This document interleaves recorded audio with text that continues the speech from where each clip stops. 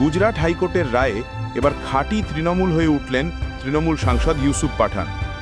প্রাক্তন তারকা ক্রিকেটার ও বর্তমান বহরমপুরে তৃণমূল সাংসদ ইউসুফ পাঠানকে আদালত সরাসরি জমি জবরদখলকারী ঘোষণা করেছে। ভাবতেই পারেন আপনারা, ইউসুফ আসলে গুজরাটের শেখ শাহজাহান। একজন সন্দেশখালীতে যা করত, অন্যজন গুজরাটে তাই করছে। ভোটে জেতা একজন সাংসদ কিভাবে বছরের পর বছর সরকারি জমি দখল করে বসে থাকতে পারেন, এই চর্চা এখন দেশ জুড়ে চলছে। জমি দখল, পুকুরে বিষ, ভেড়ির মাছ দখল, এগুলো বাদ দিলে রাজ্যের তৃণমূল নেতাদের চেনাই যায় না।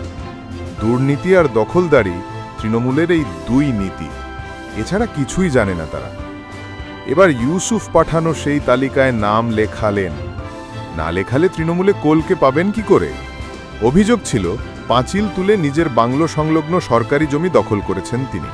দিনের পর দিন সেখানে বসবাস করেছেন তৃণমূল সাংসদ। আদালত তাই স্পষ্ট জানিয়ে দিয়েছে তিনি আইন ভঙ্গকারী, এক জমি জবরদখলকারী ছাড়া আর কিছু নন। গুজরাট হাইকোর্ট সিরাজ্যের প্রশাসনকে সাফ নির্দেশ দিয়েছে, এক মুহূর্তও দেরি না করে ইউসুফের এই অবৈধ দখলদারি উচ্ছেদ করতে হবে। আর কোনো নোটিশ দেওয়ার প্রয়োজন নেই তাকে। অর্থাৎ সাংসদ হলেও আদালতের চোখে ইউসুফ পাঠান কেবলমাত্র একজন অপরাধী।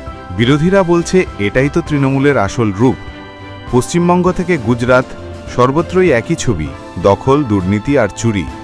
তাদের অভিযোগ, রাজ্যে যদি কেউ বিরোধী রাজনীতি করে তাহলে তার পরিণতি হয় মিথ্যা মামলা, হুমকি এবং পুলিশি হয়রানি।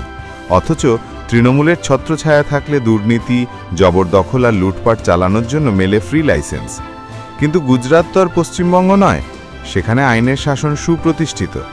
সম্ভবত সেটা ভুলে গিয়েছিলেন বহরমপুরের মাননীয় সাংসদ। রাজনৈতিক মহলের একাংশের মতে, যেখানেই তৃণমূলে ছায়া পড়েছে সেখানেই বেআইনি দখলদারি আর দুর্নীতি কেলেঙ্কারির পর্দা ফাঁস হয়েছে।